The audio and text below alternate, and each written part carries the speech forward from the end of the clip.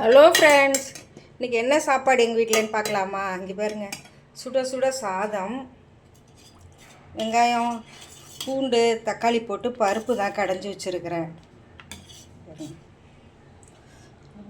பாவக்காய் தொக்கு பண்ணியிருக்கிறேன். வெண்டைக்காய் பச்சடி பண்ணியிருக்கிறேன். வெண்டைக்காய் பச்சடி.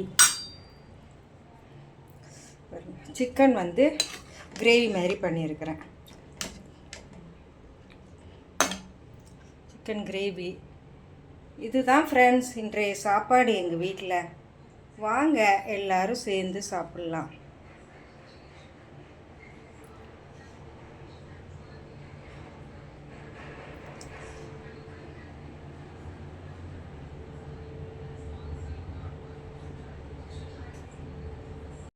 பாருங்க, முட்டையும் அவிச்சு வச்சுருக்கிறேன்.